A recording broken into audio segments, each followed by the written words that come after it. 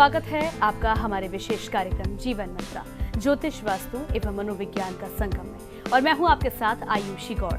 दर्शकों, सबसे पहले हम आपका परिचय कराते हैं अंतर्राष्ट्रीय ख्याति प्राप्त ज्योतिषाचार्य, वास्तु गुरु एवं मनोवैज्ञानिक मार्गदर्शक डॉक्टर कृष्णकांत लवानिया जी, जिन्होंने 15 से अधिक राज्यों के राजभवनों की वास्तु की है और उत्तर प्रदेश के राज ज्योतिषी भी हैं। ये जंतु विज्ञान, ज्योतिष शास्त्र एवं मनोविज्ञान विषय में PhD की उपाधि प्राप्त है।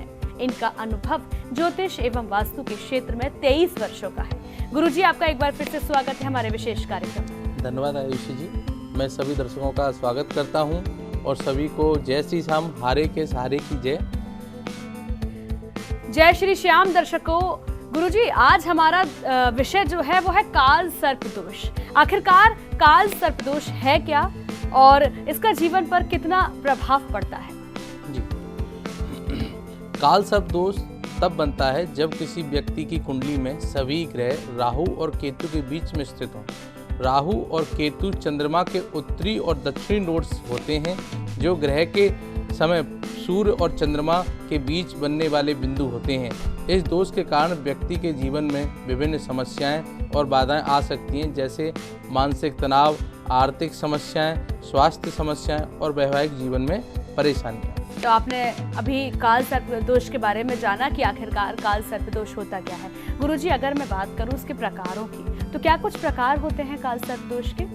जी, यह काल सर्प दोष जो है 12 प्रकार का होता है।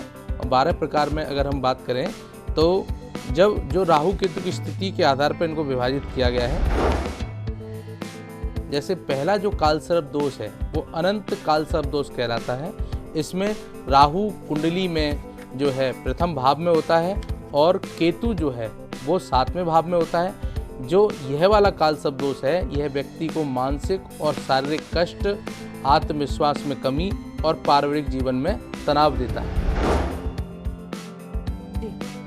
दूसरा जो काल सर्प दोष है उसको हम कुलिक काल सर्प दोष कहते हैं, जिसमें राहु कुंडली में दूसरे भाव में होता है और केतु 8वें भाव में होता है। इस काल सर्प दोष की वजह से आर्थिक समस्याएं, स्वास्थ्य समस्याएं और पारिवारिक विवाद जो हैं वो बहुत अधिक उत्पन्न होते हैं।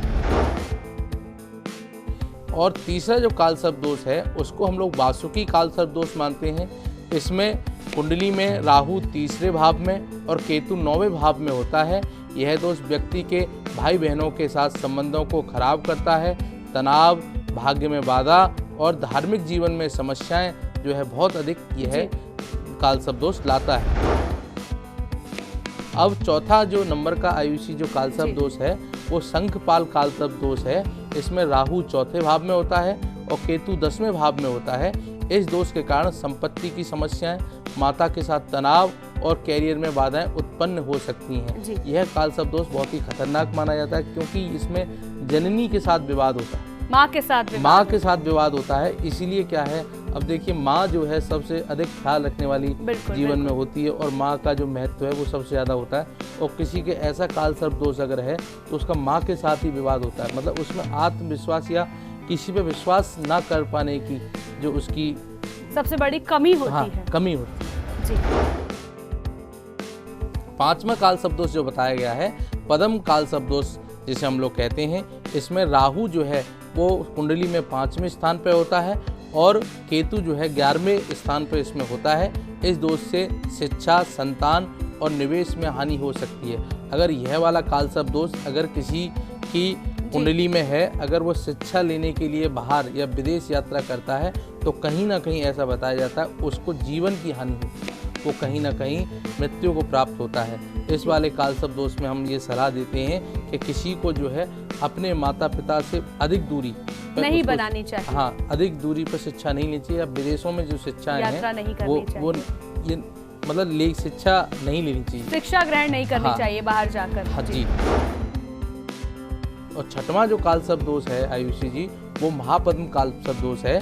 इसमें राहु 6वें भाव में होता है और केतु जो है वो कुंडली में 12वें भाव में होता है। यह दोष शत्रुओं से परेशानी, कानूनी विवाद और स्वास्थ्य संबंधी समस्याएं उत्पन्न कर सकता है। ऐसे जो जातक हैं वो हमेशा बीमार रहते हैं। उनको कहते हैं, कुछ लोग ये कहते हैं एलर्जी है, उनका पता ही नहीं चलता किस तरह का रोग है उनको उत्पन्न है।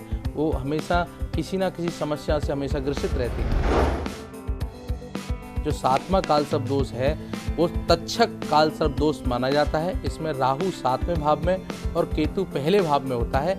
इस दोष से वैवाहिक जीवन में समस्याएं, साझेदारी में नुकसान, जीवन साथी के साथ तनाव उत्पन्न हो सकता है। इस काल सर्प दोष से पीड़ित व्यक्ति को हम ये सलाह देते हैं कि आप जो हैं अगर व्यापार करें, अगर वो व्यापारी हैं तो कहीं ना कहीं उनको व्यापार में जो पार्टनरशिप है उसमें एक तनाव बना रहता है। और ऐसे काल सर्प दोष वाले अगर कहीं ऑफिस में वर्क करते हैं तो कहीं ना कहीं ऑफिस के सारे जो लोग होते हैं उनके वो विरोधी होते हैं या उनसे उनका हमेशा विवाद बना रहता है।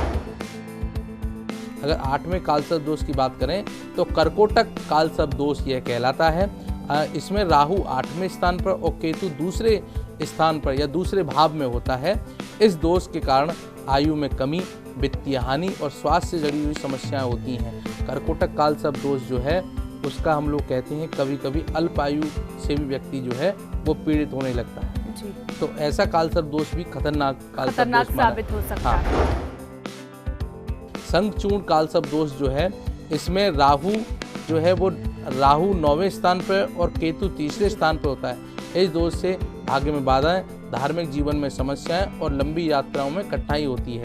जैसे ये किसी व्यक्ति के हमने अनुभव के दौरान ये देखा कि जो ये वाला काल सर्प दोष जिन जिन व्यक्तियों के है उन व्यक्तियों को क्या है कि धार्मिकता मतलब उनके जीवन में धार्मिकता की कमी है।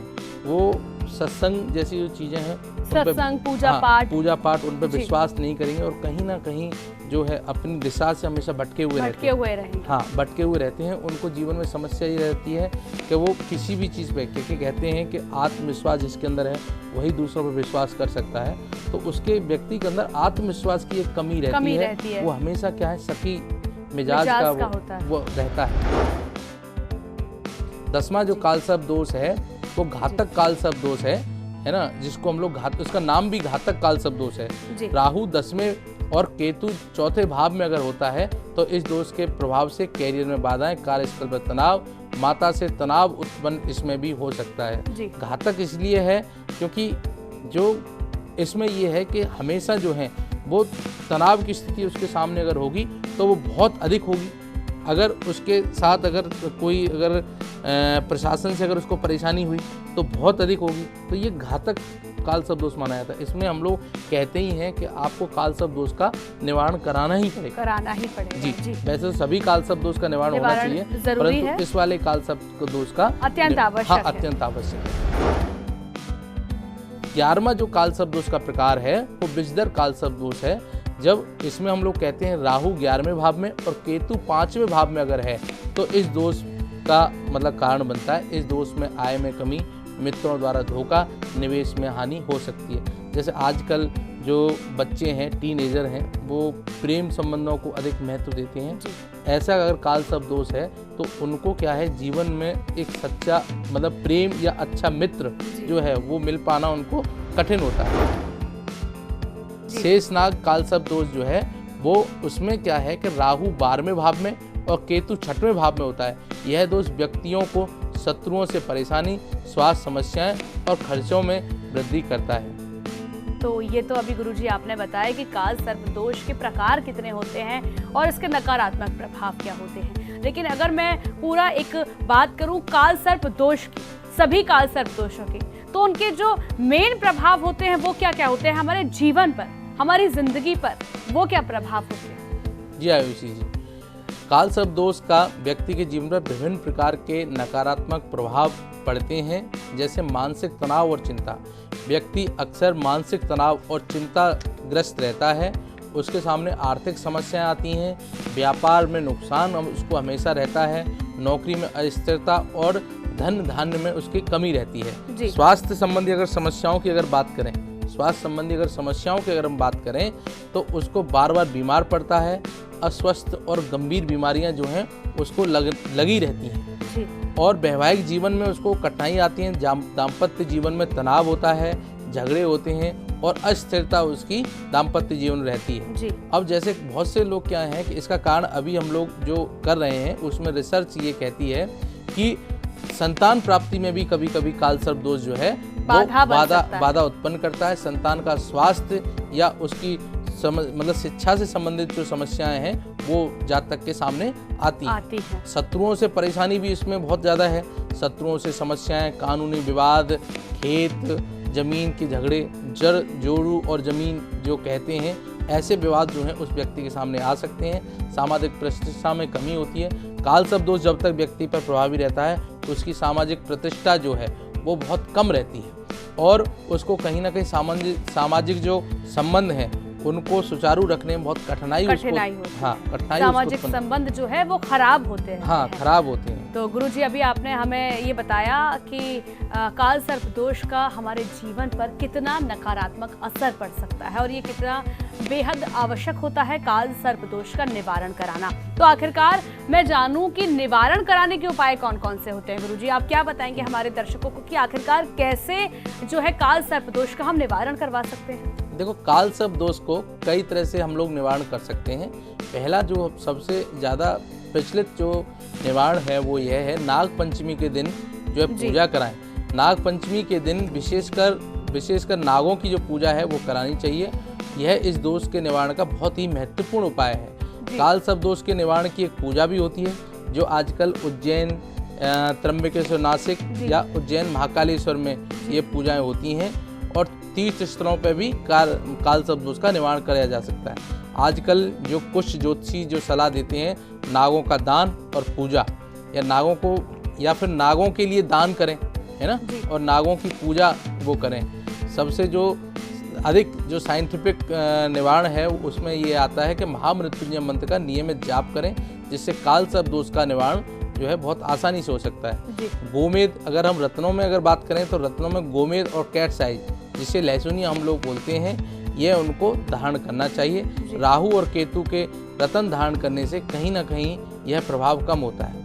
इनमें मंत्रों का जाप भी कर सकते हैं। राहु और केतु के बीज मंत्रों के जाप करने से लाभ मिलता है।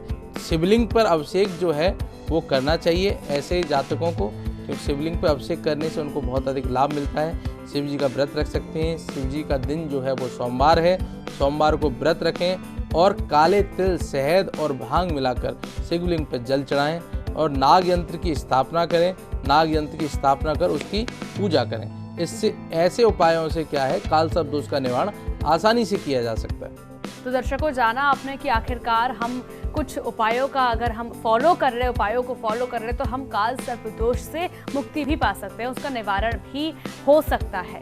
गुरुजी, क्या कुछ विशेष हस्तियां भी काल सर्प दोष से ग्रसित थी?